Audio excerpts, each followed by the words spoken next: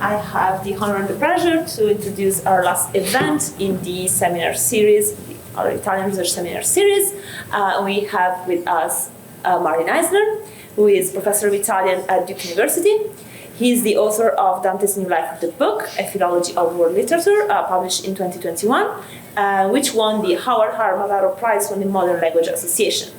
His first book, Boccaccio and the Invention of Italian Literature, Dante, Petrarch, Cavalcanti, and the Authority of the Vernacular, published by Cambridge in 2013, has recently been translated in Italian and published as Boccaccio e l'invenzione della letteratura italiana by Salerno. He's currently working on a biography of Boccaccio for Reaction Books, and he continues to develop the online research project Dante's Library, and we should talk more about that, looking at my students here.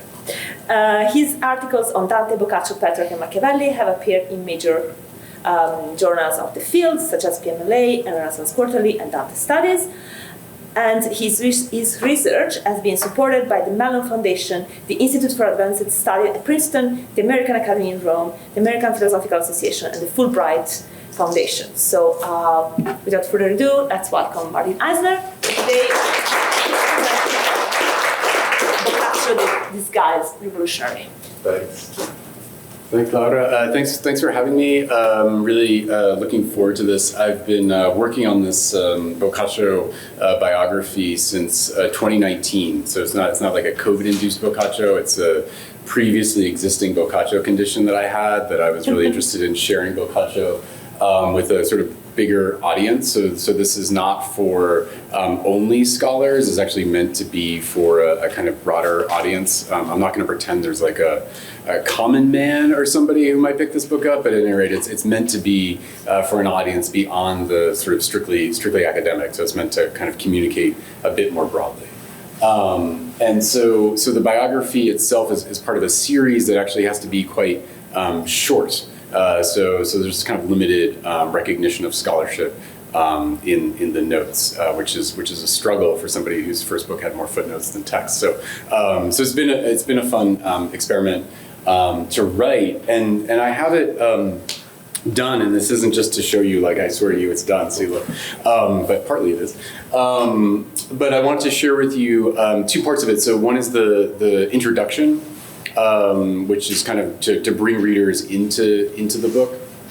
And then I want to talk about one specific chapter from it that I hope will illuminate kind of what's going on in a little bit of detail. I think we have, it's only 200 pages long, so I'll start now, and hopefully we'll get to the end. It'll be great. But I want to start with this image from this 15th century French manuscript. I can give you a better image of it. And I want to start with Boccaccio loves to hide. He loves to hide. He loves to hide behind narrators. He loves to hide behind masks. And this is one of the best representations that I know of Boccaccio in hiding. In this illustration for this 15th century French translation, he sits outside the garden walls, apparently transcribing the stories told by the 7 women and 3 men who are inside the garden. Now, although he's located outside the garden wall, I think you probably have noticed already that he has this golden, this is not illuminating over here, but he has a red sash with a golden thread here that he wears around his chest. And you probably noticed that it connects to the storyteller in the middle of the Brigata, right, who has a similar cloth here. It doesn't seem to be associated with him. He doesn't seem to be wearing it in any way. It's almost like a weird kind of illuminator's highlighter, like see the link between these two things. And so this double position where Boccaccio is both outside of the garden, but then connected to the storyteller inside, beautifully conveys the position that Boccaccio puts himself in the Conclusione dell'autore at the end of the Decameron, where he's defending himself first from accusations that the stories could have been better. Some of you who've read it will remember this. He says, there are some who will argue that some of these could have been better, but he's the mere scribe of these stories. And I'll give you the relevant passage here. and I'll quote it in Italian, and then I think you will all speak Italian, so I think it'll be okay, but I can read in English as well. Ma se pur presuppor si volesse ch'io fossi stato di quelle e l'inventore e lo scrittore, che non fui, dico che io non mi vergognerei che tutte belle non fossero, perciò che maestro alcun non si trova da Dio fuori, che ogni cosa faccia bene e compiutamente. E Carlo Magno, che fu primo facitor di paladini, non ne seppe tanti creare, che esso di lor soli potesse fare oste. So this passage, I'll translate just in case. But if one wanted to suppose that I had been both the writer and the inventor of the stories, which I was not, I say that I would not be ashamed that not all of them were beautiful, since there is no master besides God who can make everything well and complete. And Charlemagne, who was the first creator of the paladins, did not know how to create enough so that he could make an army of them alone. Now the lovely assonance at the beginning of the Italian, which I love, ma se pur presuppor si volesse, calls attention to Boccaccio as verbal artificer at the very beginning. At this very moment that he's saying that he's only the scribe, and of course when he's saying he's only the scribe, he's also calling attention to the fact that he's also the inventor of the stories, right? So he has this double play that's going on. Now scholars have, of course, noted Boccaccio's sly association of himself here with God as the creator. Right? I mean, this is many people have written about this. But much less attention has been dedicated to his association with Charlemagne here, whose imperfect act of creation, right? We get the word creare again, right? Echoing the divine creation as maker of the paladins. And indeed, in many discussions of this paragraph, and I'm going to include myself in this because I've quoted this paragraph and left off Charlemagne altogether. It's very convenient to leave it out. And it is surprising to find Charlemagne noted here. It's kind of unexpected. It's unclear where it comes from.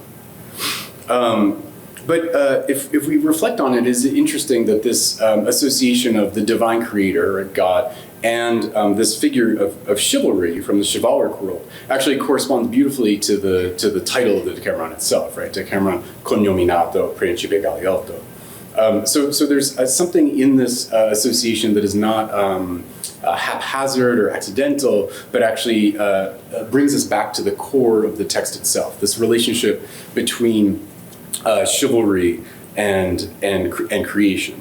And I guess it's worth noting or reminding everyone that the Decameron and Principe Galeotto are both modifications of their sources, right? The Decameron has the extension of the Hexameron about the 6 days of creation, and Principe Galeotto as this transformation of Francesca's Galeotto, right? The addition of the Principe.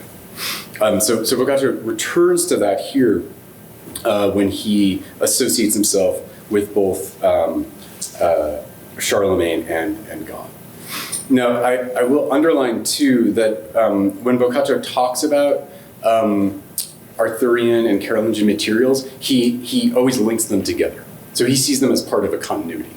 I mean, I know we often think of them as different, right? The Carolingian matters of France and the Arthurian matters of Britain, but in the Amorosa Visione, in the Esposizione, he always aligns them and brings them together. So the link here between Galeotto and Charlemagne really corresponds to Boccaccio's own thinking. Now, Boccaccio does not talk about Charlemagne at great length in any of his texts, but when he does talk about Charlemagne, the key piece of Charlemagne's life is that he is involved with the reestablishment of Florence by the Romans after its legendary destruction by Attila. So Charlemagne then is part of the work's core structures at the level of its title, and then also part of its mission of reimagining civilization after a catastrophe. Right? Charlemagne manages to link both of these efforts in the Decameron. So this. So the allusion to Charlemagne here then I think suggests something about Boccaccio as a political figure, as a political actor. And I think it's curious that, we've all long interpreted Dante's io non Enea, io non Paolo sono as an act of association, right, and self-fashioning. But Boccaccio's associations with divine creation and political power have not been examined at any length. Now, there's clearly a tonal difference. Dante's denial is clearly antiphrastic when he says he's neither of them, he obviously means he's both. Boccaccio, by contrast, works via this a sort of mode of insinuation.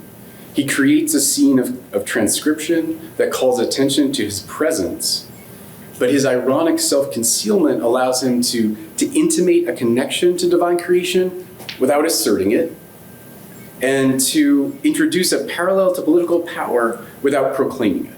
Right? So this is like the opposite of the Dantean model, even Dante by negation. So it's through this act then of locating himself outside the Brigata's garden that he calls attention to himself, he calls attention to his involvement as both the inventor and the scribe of this text. And not only as those, but through these other allusions to God the Creator and Charlemagne, he associates himself with some kind of the divine creator and with this figure of political power.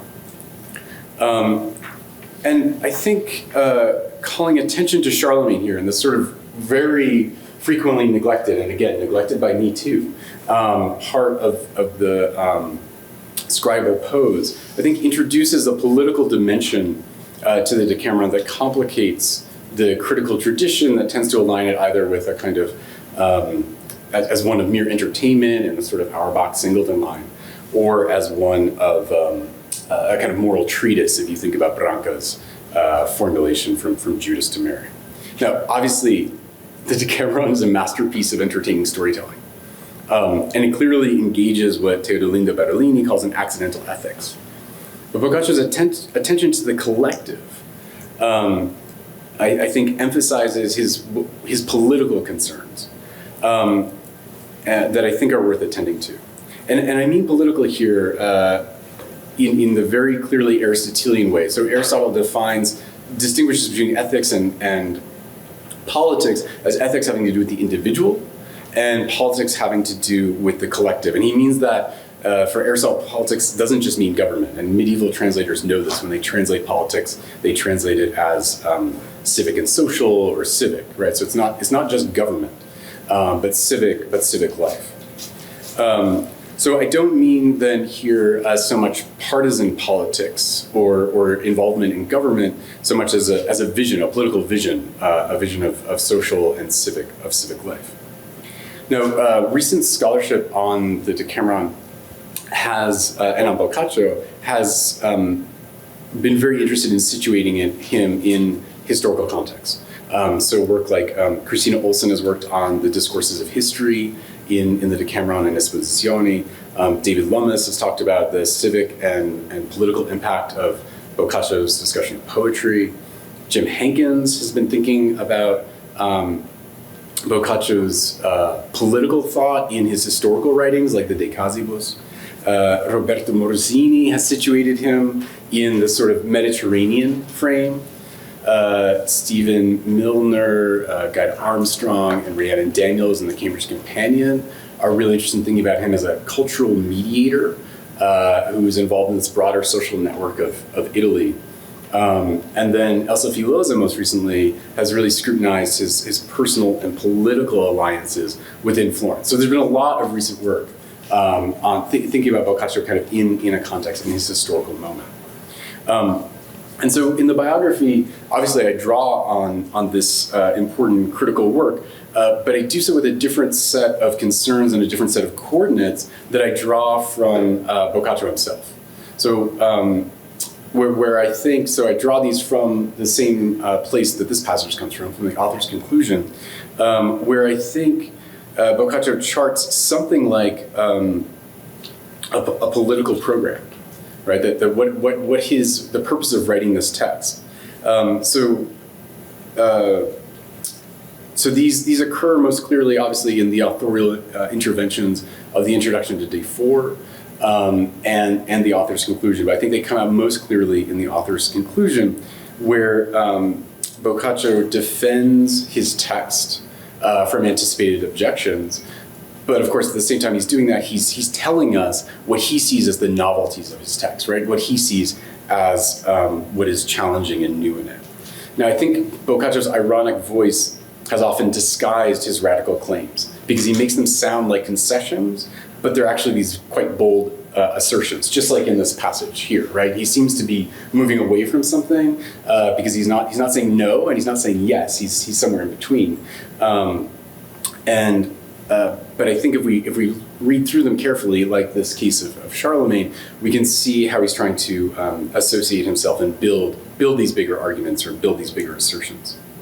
So in the author's conclusion, and I'll be very quick about this here, he anticipates criticism, but we won't read through each of them and show you how clever he's being. But he anticipates criticism that his stories are too liberal, right? That they deal too frankly in their representations of reality, that they're too varied stylistically, that they're too long, that they're too light, and that his attacks on friars are too severe.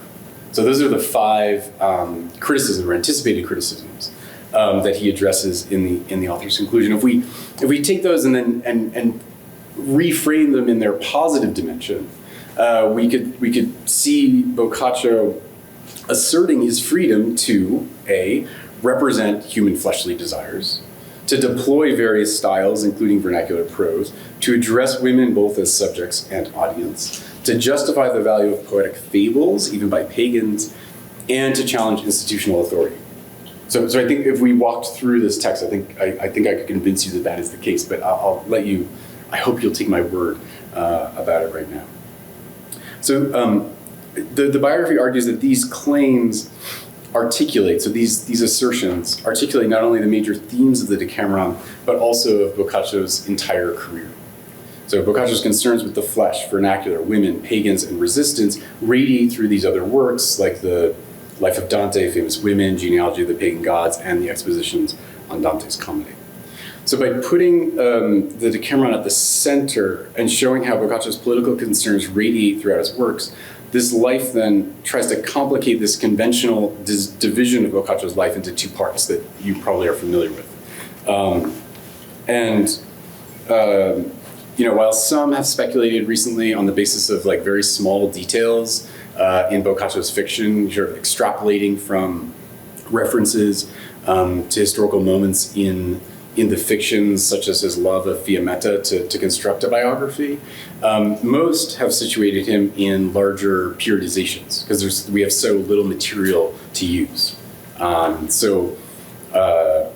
Branca will frame him as medieval, and Milanovic as Petrarch's greatest disciple in the emergence of Renaissance humanism.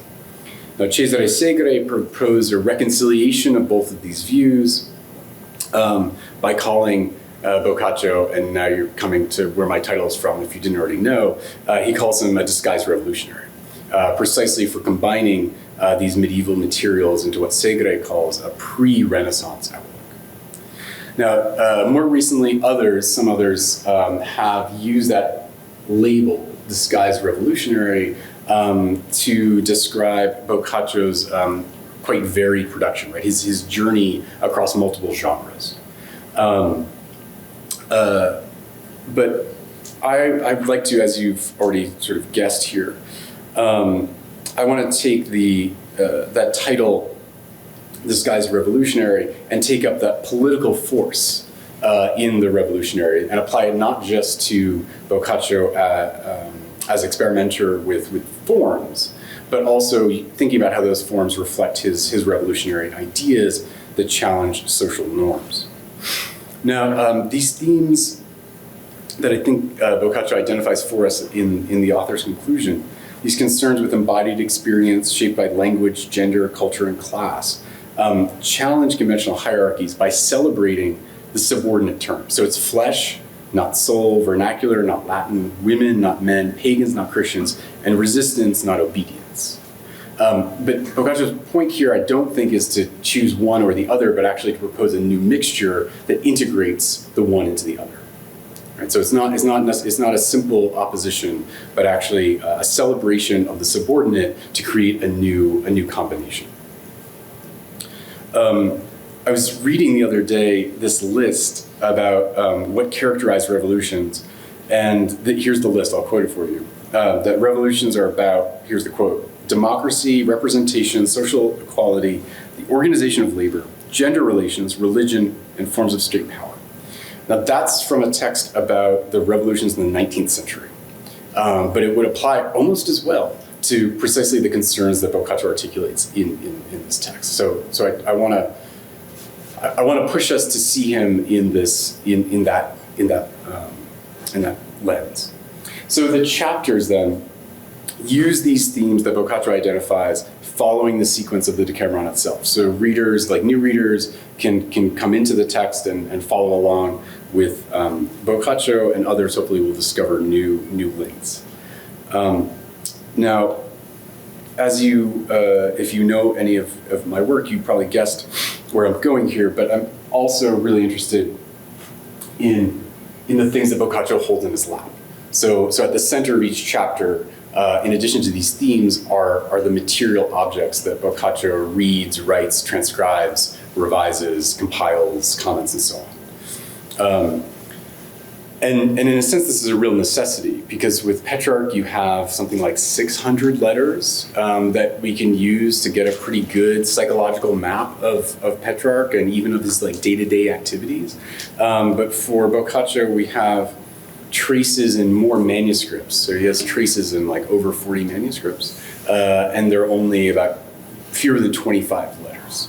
And you would hesitate to call them personal, really. Very few of them are kind of personal letters. So the turn to the material record then is really necessary to try to get a grasp on what on Boccaccio's life. So I'll just show you in the briefest possible, like one slide per chapter, just so you kind of I can show you the full outline, and then I'll dive into one part of one chapter. So the first chapter on the flesh begins with his notebook and his transcription of these Latin theatrical pieces, really. And so thinking about how Boccaccio uses some of these texts that he transcribes in the notebooks to legitimize fleshly desire in stories from days 2 and 3 that have major impact on Pasolini and Calvino and Dario Fo. Chapter 2 looks at Boccaccio's editions of vernacular texts, so the editions of Dante and Petrarch, in relationship to the stories, the tragic love stories about women in Day 4, which have also spur adaptations by Keats and Eliot. Chapter 3 deals with the women, so the third category that he articulates in the author's conclusion, scrutinizing how Boccaccio explores gender in the putatively happy love stories of Day 5, and particularly at the multiple redactions of the Decameron and the De Mulieribus.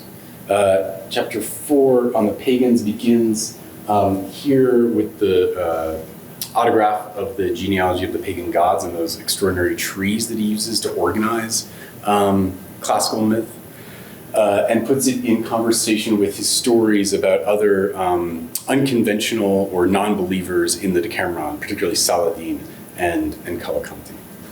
The final chapter is on resistance, and it looks at Boccaccio's challenge to Dante's authority in the commentary on the Commedia, and thinks about how those commentaries model a kind of resistance. So they are textual resistance, but model or reflect a resistance that he dramatizes in the stories of Day 7. Right, these are all the domestic situations in which women revolt, and finally in the Griselda story and its transformation from Petrarch to Margaret Atwood. And I guess I'll pause for a moment here just to highlight how Petrarch's transformation of the Griselda is really particularly interesting, because as Petrarch rewrites Griselda, he actually brings into focus all of the elements that Boccaccio identifies in the author's conclusion. He clothes the naked Griselda, right, hiding her from view so that the flesh is now hidden. He transforms the vernacular prose that is available for women into a Latin text for men. He turns the woman's suffering into a universal, right, instead of the particular woman, it becomes a universal allegory of the human soul. right? So it's even that particular experience is lost. He proclaims the tale is not a fable, but a history, right? So he moves it into the direction, the opposite direction that Boccaccio does. And finally, he encourages obedience instead of the resistance that Dioneo advocates. So the Petrarch transformation of Griselda then functions in a nice negative way to kind of bring back into focus those distinctive elements that Boccaccio himself wants to identify in the author's conclusion. So having given you that really broad outline, I want to just pause and look at one particular section. So this is from the third chapter that is called Women, and it starts with this page, which you might be familiar with. It's the earliest complete copy of the Decameron, and it begins with this extraordinary H. And the images here would also be exciting to look at greater length. There's Boccaccio in the inhabitant, the author at any rate, addressing the audience of women, and the representation of Lancelot and Guinevere kissing in the top. So it's a very detailed visual scheme in this manuscript from the 1360s. I've taught this page for so long, all the time, and I love using it. But somehow it did not occur to me until I don't know. I guess it was like 2016, so that feels like a long time ago now. But there's no H in any contemporary critical edition of this text. So here's Branca, and then here's Fiorillo. So there's no H in these. And I got really interested in this. And if you go back, and I could show you a lot more slides of H's. But Manelli begins with an H. I'm just going to tell you, because you'll believe me, right? That I tell you that all the manuscripts begin with the letter H. And then you'll believe me, because I'll show you a couple now, that all the early print does too. So here's 1492. It's hiding, but you can see it, right? There's an H there. The 1573, so the Deputati, there's the H. And it's not until 1582, in Salviati's Counter-Reformation, highly censored edition, that the H disappears. And it disappears forever. And so Salviati is copying, by the way, from Manelli. So it's not a point, it's not like, oh, he had this like weird manuscript that not H. He gets rid of it on purpose. And he says why he gets rid of it in his annotazione. I mean, he says he gets rid of it because the H is not a letter in the Italian alphabet that he's building with the Accademia della Crusca, right? So it's part of his Counter-Reformation. The Questione della Lingua is part of his argument too. But somehow we are continuing to read a Decameron that is the product of this Counter-Reformation censorship and Questione della Lingua, right? That etymological H has disappeared. Now, even without the specific H, people have done a lot of interesting work, but I thought it might be interesting. So historically, the H is constantly a marker of difference. So I'll give you a few just really small examples. If you, in Catullus, he makes fun of this like newly arrived from the hinterlands who comes to Rome and says Homada instead of Comoda, Hinsidias when he meant Insidias. So that articulation of the H is marking difference, right? Marking a class difference. So Catullus in antiquity, Augustine in the Confessions, you might remember this from book 1 of the Confessions, laments those grammarians who insist on pronouncing, so this has gone to such length, I'll read the passage, that if someone who's educated in or is a teacher of the old conventional sounds pronounces the word human contrary to the school teaching, without pronouncing the initial aspirate. He's socially centered more than if, contrary to her precepts, he were to hate a human being, his fellow man. So that H then functions, I showed you this 9th century manuscript because this does not work. Actually taken out the H that was there. So it's been erased to sort of try to replicate what the deviance that Augustine is talking about. So the H then is this marker of difference from Catullus, from Augustine, and so on. And this is true. I'm going to keep on this historical whirlwind here. Isidore, in his etymologies, emphasizes that the letter H was added afterwards, right? So it's not part of the original alphabet. Added afterwards for aspiration alone, once it is considered by many to be a breathing, not a letter, and that's called a mark of aspiration because it elevates the voice, for aspiration is a sound that is raised more fully. One last historical curio on the H. I have more of these. I'm trying to be very contained here. But here, if there's somebody who knew the power of an H, it's a guy who got rid of the H in his name, Ben Jonson. In his English grammar, he writes, H is rarely other than an aspiration and power, though a letter and form. And I love that formulation, the idea that it's an aspiration and power, that has something to do with power and position. And that's true. I know I've gone beyond Boccaccio's time. That's true in the 13th century too, where those public inscriptions, it's marked. Stanley Morson's brilliant little book, Politics and Script, talks precisely about the 13th century and the choice to use kind of Roman capitals, which has a claim to imperial power, or the more like uncial form that Urban uses, which is considered to be more conciliatory. So that shape of the H2 signifies. Now, in Boccaccio's world, the H that I'm convinced has in mind here is the one from his school days. The H that is the beginning of Gratian's Decretum, which begins humanum genus, right? So it begins with that same word and with the prominent H. And he laments in the early letters, in the Filocolo, in the genealogy of the pagan gods, he laments being forced into canon law and forced into lucrative pursuits by his father. And he always opposes those to the literary ones. So there's a kind of deep divide for him between those literary pursuits and these legal canon law pursuits that he was forced to undertake.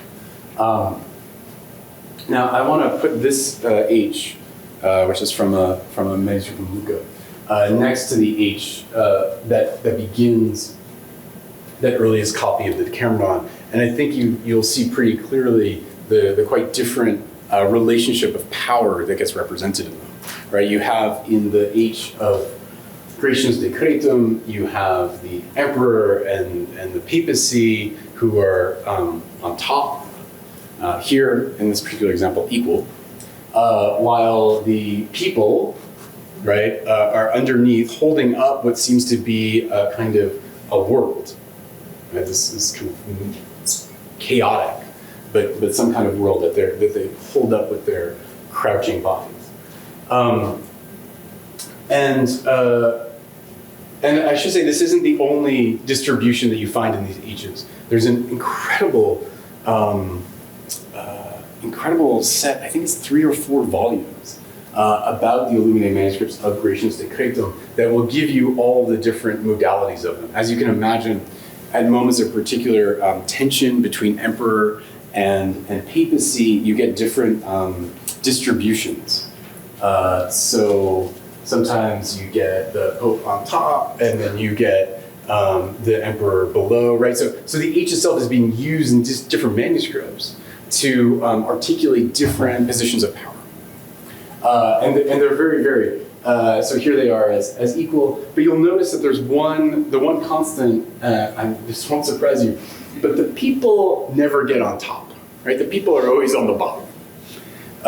So here are a few more examples. There they are underneath those who are in I think it's hard to think of that image, those crouching images, without being reminded of Dante's description of the proud, who are precisely described as holding those boulders as if they are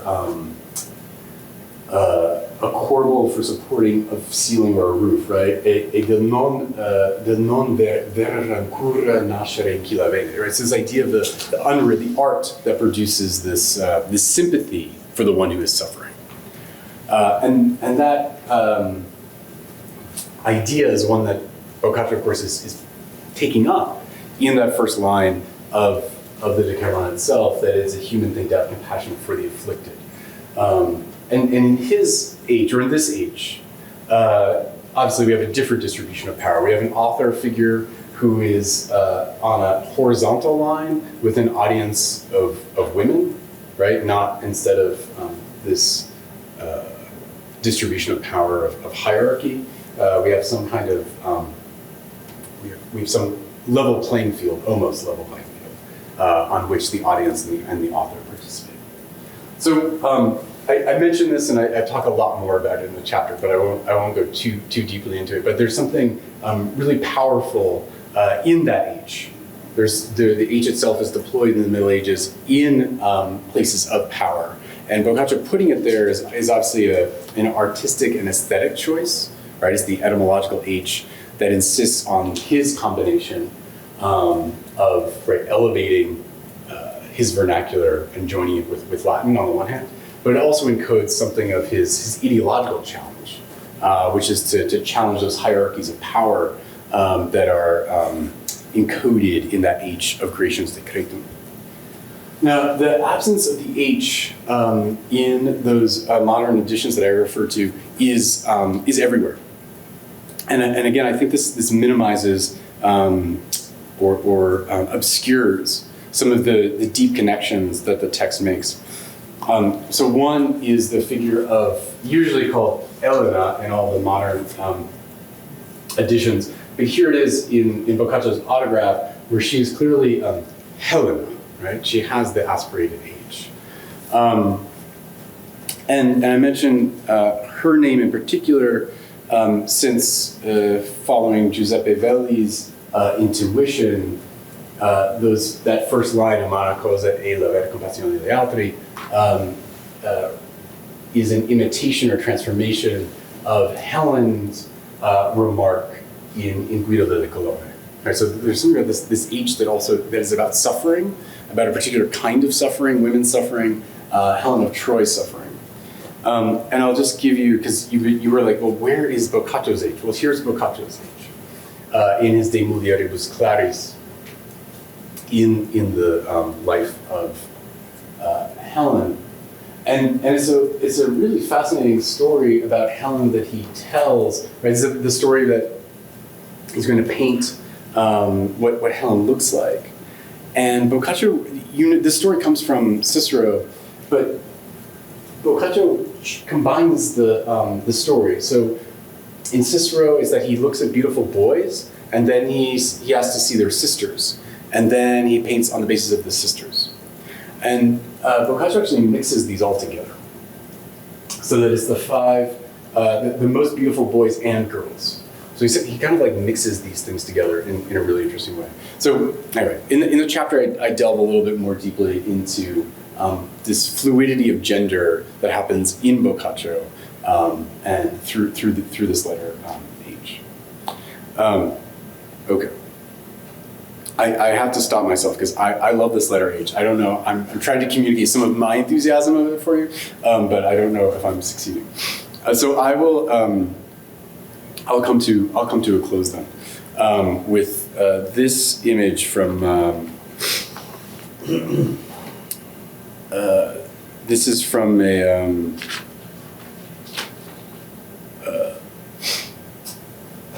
2019 tableau vivant of Waterhouse's Decameron, right? So it's a modern tableau vivant of the painting from 1916. And what I love about this image is Hannah, the artist, has put in contemporary figures from Toronto, from like his contemporary world into the image. And it's just a beautiful distillation of the way that Boccaccio's text itself has been taken up by all of these later historical moments, from Chaucer's England to contemporary Latin America, and all the recent Boccaccio and Decameron projects that came out of the most recent pandemic. But I want to close with this image of Boccaccio, and you'll have to tell me if you agree, but that looks like Boccaccio as Moses to me. And I find that really intriguing, because Moses, of course, brings together so many of the figures that Boccaccio himself is playing with in the author's conclusion, right? He's the scribal figure, he's the author of the Pentateuch, but he's also a political figure, right? He's not just the legislator, but he's also the liberator of his people. And I can't help but think that the editors, maybe Claricio, of this edition maybe saw some of this in Boccaccio, and it's me maybe just saying this, but I feel like he's not holding the Decalogue, but the Decameron itself, right? It's this kind of alternate law, an alternate form of life.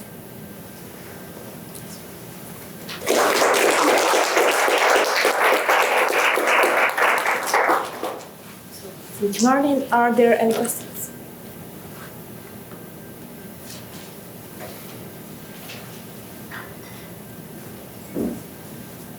So you're all convinced. I'm so glad.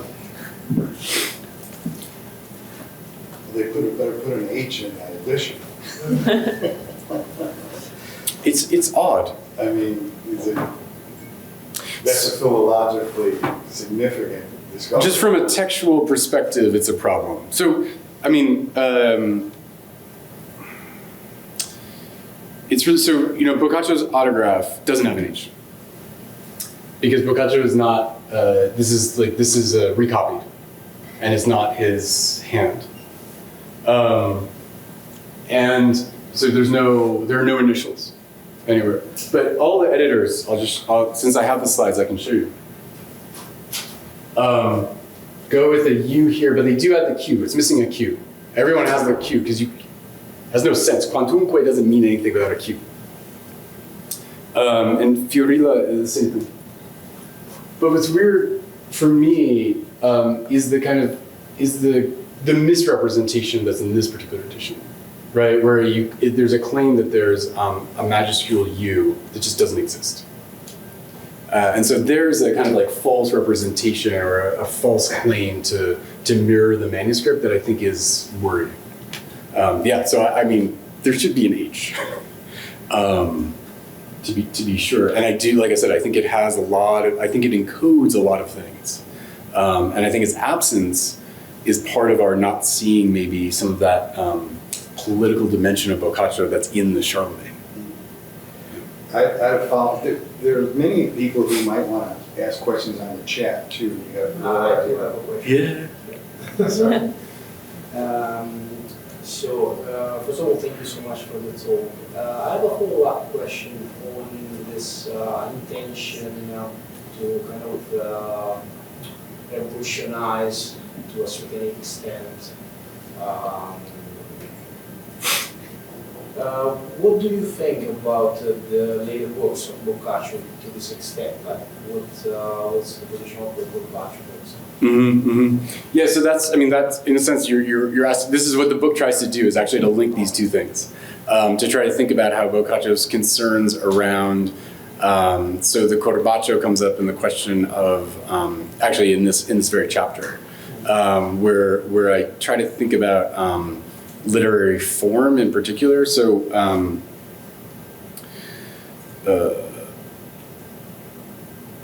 trying to give you the other images, but the story of the scholar and the widow, which I didn't talk about at all. I just showed you that she has the letter H at the beginning of her name. Is part of that discourse. So the part of the author's conclusion is Boccaccio saying that many people will say my stories are too long.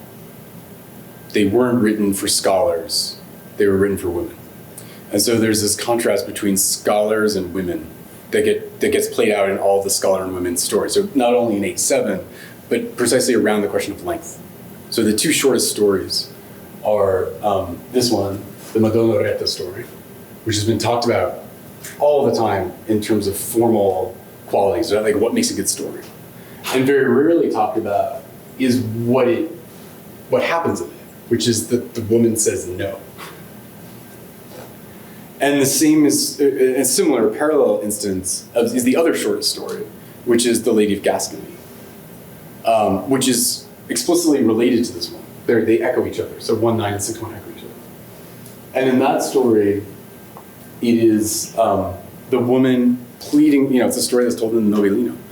The woman, the widow, pleads with the king to change, right, to administer justice.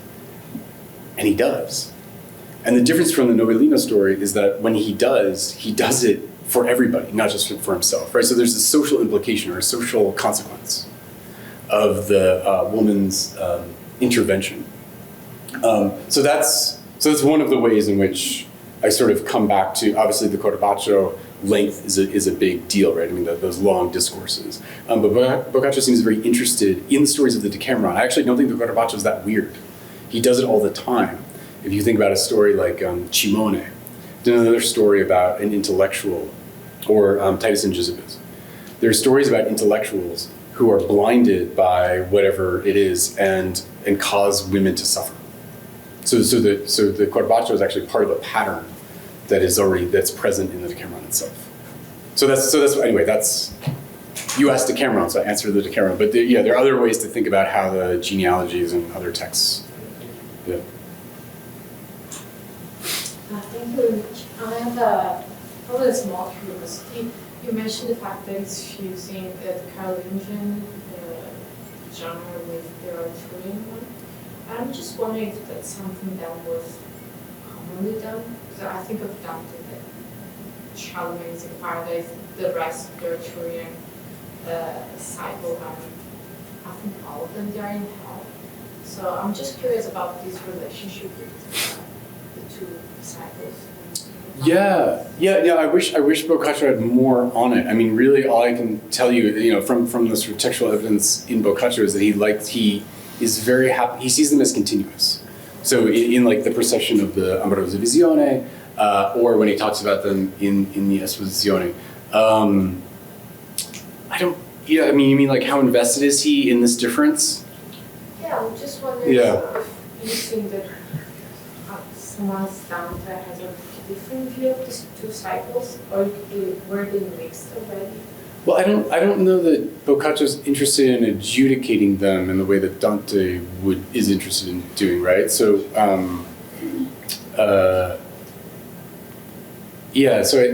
but I do think there's something about making knights, honoring, like to bring people into nobility that is at the core of Boccaccio's thinking about what he's interested in. And maybe that's part of like the democracy element of comparing the Grecian and the letter from the 1360 manuscript where you have the women in the frame. So I think that's what interests him about those stories more than like they were more than the Dantean distinction. Yeah. Thank you so much for your presentation. I was really interested in the first illumination of the French translation. That was the beginning, also like everything. I think like you mentioned that Boccaccio was outside the wall and kind of like trying to bring attention to himself somehow, like insinuating this act of creation. But then much also like made me think about like there is a trace and like a stream of 1400 and 1500 paintings where you have characters in a corner, usually to the right corner, that indicates the main scene. Yeah. As like they wanted to like grab attention of the audience and read the audience themselves, and almost say like this is what you should see, right? And then connecting to the polymath that you mentioned, the age and the illumination within it, where there is Boccaccio with the women at the same level.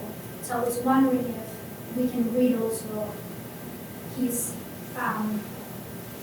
he's trying to have attention as a writer, but also as an audience himself, as like a reader of his own work. Mm-hmm. Yeah, and no, thank you. That's a great question. And to your point, the paragraph that immediately follows this is conviene nella moltitudine delle cose, right? So it's the paragraph precisely about we should be picking whatever flowers we want as we read. Yeah, and so there's something about the margins of this, the borders of it, is Boccaccio inviting the reader to read at their will, right? There's that kind of freedom of readers. So yeah, I love that idea. Yeah, so Boccaccio as a reader, who's then like what do you say? A proxy for us as readers. Yeah. No, I think that's right, and I think that yeah, it's a really brilliant. I'll give you so you can see the whole frame. These flowers. So the next, if you go to the author's conclusion, the next paragraph is, leave those that harm you and choose those that give you delight, right? Like gather your own flowers. So there's something they put that in the frame here that Boccaccio is imagining us as readers, like picking these flowers. Yeah, no, I think that's great. And I think I heard you say something about the gap in the wall too, because I love the gap in the wall. I didn't mention anything about the gap. I'll take the opportunity to talk about this gap, because it seems so. Again, I don't know how brilliant this illustrator is, but the gap in the wall is this sign that this is not a utopia, right? This is not a closed-off world, but they're going to return somewhere, right? We're not in they're in a retreat, but not withdrawn. I just love that opening in the wall, because they're gonna come back to the city, right? This isn't a utopia. This isn't removed, but proximate. Yeah. And just like a follow-up, last thing, sorry for taking much time. If you knew the illuminator of the idea that this was being. Yeah. So Anne Hedeman has written a book called Visualizing Translation that deals with all these manuscripts. And to your point about inside and outside, here. So this is from the same context, okay? And it's Terence, okay? And these are from like late antique models. But here's the author, right? The author is in the middle. And some of you, if you're looking at this and you see a theater and it's round and author in the middle, you're thinking of Augustine's City of God as well, because that's how it's always represented in those manuscripts. So these are an interesting contrast to Boccaccio, where you have the author in the center and then everything is happening around him, but instead, like you were saying, and to underline the point that he's also a reader, he's on the outside. Even though that little red sash with the golden thing connects him to inside too, right? He's somehow in both places. Thank you for your talk. I have sort of a clarification question actually, in relation to the Charlemagne comparison, because so the comparison works in some way to justify the flaws of the work, because even Charlemagne wasn't able to work Right. perfectly like God. But in some way like this disrupts an image common in the High Middle Ages of the king as someone that acts in perfect accordance with God's will. So I was wondering if it's like a disruption of this imagery, or it's like a way of rethinking it to, I don't know, serve his own purposes. Yeah, no, I don't. That's a great point. Yeah, I don't think that Boccaccio would endorse the claim that the political leaders are working in God's will or something. Right? I mean, I think he's very attentive to their real life limitations. So But whether that's part of like some kind of political critique on his side? Yeah, that's possible. That's interesting. I wanted to ask that too. What's he doing with Charlemagne exactly? Because Charlemagne, of course, is the empire. Yeah, Translation. I know. And is he working that? I mean, is that part of his development? Because you work it into your argument in the sense that he's downplaying the chivalric Charlemagne as opposed to the Charlemagne who receives empire from the East. Yeah, and there are lots of things about Charlemagne that I can't imagine were attractive to Boccaccio. I mean, you think about Charlemagne and the Song of Roland. Like, that's not... Boccaccio's attitude towards pagans is not shared by that text. So yeah, so there are lots of troubling things, I think, about the Charlemagne that I don't think I've quite solved. For me, there's very little in Boccaccio about Charlemagne, and one of the few things is his role in rebuilding Florence after catastrophe. And so that seems like a key. And obviously that resonates with Boccaccio's own position. But I haven't seen anything more around empire that would lead me to want to push more on that. Yeah. But I appreciate these questions because I need to think a little bit more about it. Because no one likes to think about Charlemagne, trust me. No, there's nothing written about this. It's a very, and in fact, I was making fun of myself, but if you look at discussions of this passage, invariably it's just not there. Like the criticism, it's just like as if it's another sentence, or just like it's something you just don't deal with. Since we're on Charlemagne, what about that word? Is it facitore that it says? I was struck by that phrase, and I didn't know, maybe it's banal, but to me it didn't seem like it. Facitore di Paladino. You feel like it has a... I wonder, yeah.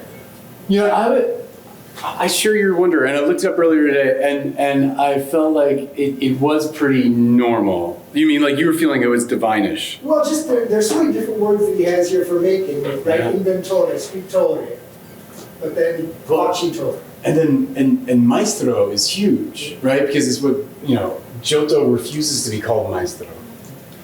There's the idiot Maestro Simone, right? So Boccaccio loves like who deserves that label and who doesn't is a huge issue for him. Like who deserves the recognition.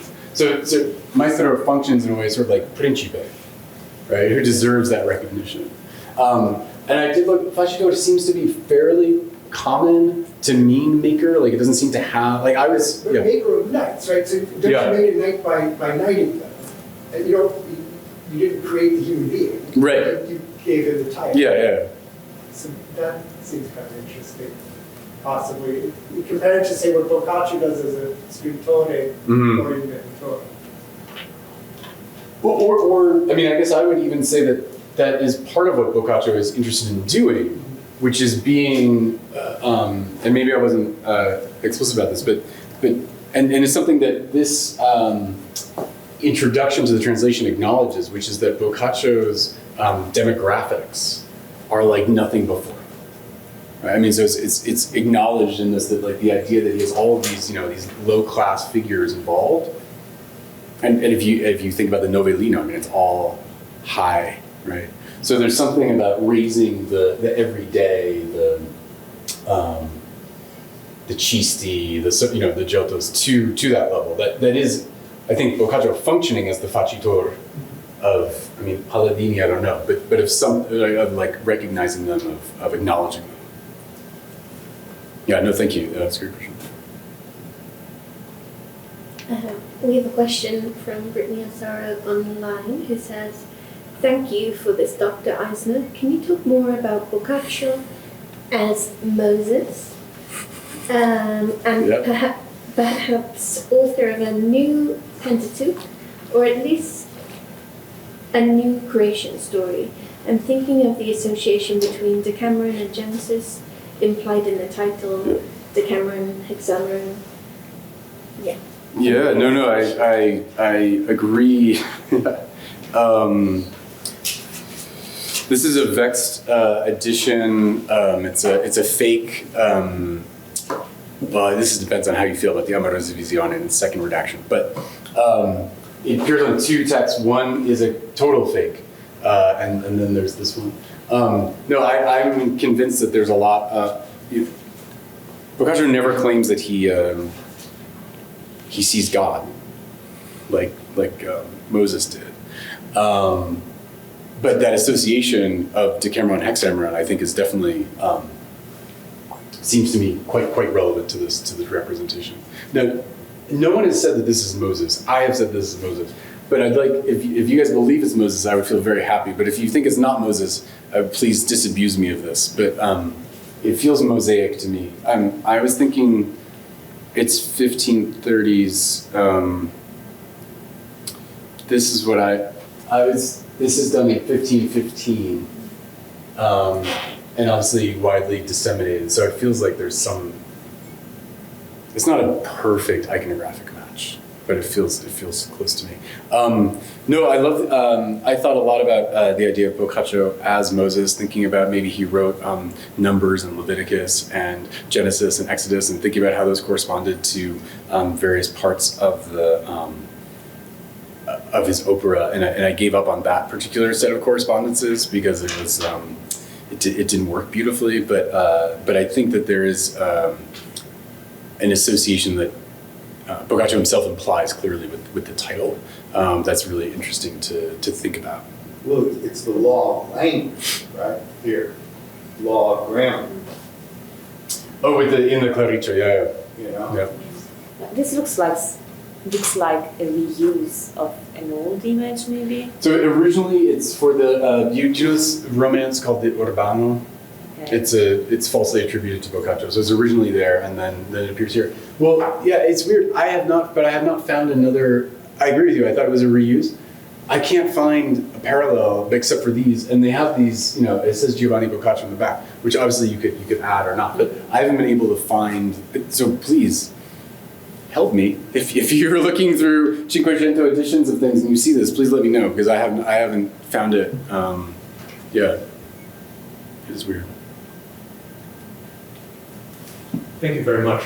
On the point of the question of using Boccaccio for rules of grammar in the Questione della Lingua, I'm thinking specifically of Bembo and the way that, I mean, do you see the later use of Boccaccio as a model specifically for language as something that engages with the idea of him being a revolutionary? Because it seems to me that under Bembo it becomes very much a question of obedience to Boccaccio's model, and so the idea of there being some kind of this subversive or resistant element. Do you see that being negated or processed, or how do you see that playing out? Yeah, I mean, I think we're still. I guess the showing you the additions was to say like we're still living with the lingering aftermath of that switch, right? That somehow the revolutionary Boccaccio remains obscure because of the Questione della Lingua, because of the use of him or the transformation of him into a model. I mean, what a weird model to choose. I mean, equally weird was Dante, but yeah, no. So I think this is a huge moment of that shapes the way, it shapes our editions, but also I think still shapes some of the ways that we read that text. Whether that's in terms of Dantean structures or in terms of stylistic structures and so on. Yeah. I have another question from online. Yuri Brunello says that next year we'll celebrate the 650th anniversary of Boccaccio's death. In your opinion, what are the sectors of Boccaccio's intellectual production that merits more discussion and more study in Boccaccio studies? Wow. Well, I mean, I think the last, 20 or 30 years, there's been a huge efflorescence of research in the realm of Boccaccio, which has been great. I mean, thanks to the completion of the Barranca Mondadori editions in '92, I think that facilitated a lot of the a lot of the work in that space. I mean, I think the links between, I don't know, it's hard not to identify the problem as the thing that I'm doing, because I guess I feel like that's the problem, which is to link up the disparate parts of him into some kind of unity that doesn't necessarily erase difference or change over time, but shows some sort of like main lines of thought that sort of characterize him. But what remains? I mean, I think many of the early stories remain. I mean, the Amorosa Visione is a radical and crazy text that very few people write about. I don't know. That's a good one. Well, we had a panel last summer in Rome with Fiorilla and Elsa Rossi, and everyone agreed that it was time for a new life of Boccaccio. Mm. So you're right on the right on the cusp. I'm so late on time, huh? Years must have been written. Yeah. But could you play out a little more of what came out in the conversation with Peter? There is a tension between, and you didn't really flesh it out, disguised revolutionary. I mean, how do you negotiate that? Because it's almost oxymoronic to think of the two categories together as you're doing. Yeah. And you have it on a very slow burn in what you presented. And in fact, I've always, just not being from the outside of this, Boccaccio always seemed like someone who is not sticking his neck out at all. Mm-hmm. But it's the contrary. He has all these devices of self-protection, if you will. Even his language is very conservative in a certain respect compared to John. Mm-hmm. Mm-hmm. I'm just kind of prodding you a little bit on that. Yeah, no, I mean, it's clear that he's not. I mean, I guess the point of disguised revolutionary was to shift away from the segre, but to call attention to the fact that there isn't anything revolutionary at all in it, right? I mean, because that I think sometimes especially in academic contexts, is less attended to. And the disguise, I think, has to do with the fact that he does not express anything directly, that he's always doing it in this indirect or slanted way, right? So he insinuates things, he seems to concede a point, and then suddenly he's identified his text as like scripture, right? I mean, so I think there are radical claims that he makes in indirect ways. So I guess that's where disguised revolutionary comes from. But I don't, and I agree with you that it seems paradoxical, but I don't think, I think that mode of argument, which is a mode of argument through storytelling, is probably more productive than the direct moralizing claim. And I think for that reason, the text itself has that incredibly long, I mean, there's so many adaptations of the model of the Decameron itself, right? That it is a structure where you can think and explore different ways of social life or modes of behavior that remains radical for totally different periods of time. And so I think that, in a sense, that's the disguised revolutionary, that it's able to sort of survive over time, but the revolutionary ideas or modes of relationship that it proposes are not like explicitly stated.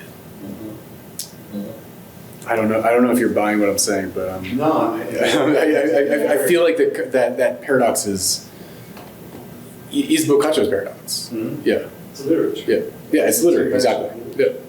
Well, I'm wondering if the narrative mode, as opposed to a more didactic framework, would also be a way to include a larger public. Right, you're not going to put people in a hierarchical framework when you're telling a story, whereas you do when you're telling them what to do or what to believe. Yeah, and I think that that's a wonderful point. And if you think about his use of irony constantly, right? So he's never saying like, I am the inventor of these stories. How cool are they? But that use of irony actually serves to create community with his readers, too, right? That the irony fosters that community where the reader needs to like participate and think through some of it. And I agree completely that that distinction between the storytelling as a mode of insinuation and persuasion that has an impact that is diverse from Dante saying he's God's scribe and he saw all this stuff, to which I suppose you could just say no. Yeah.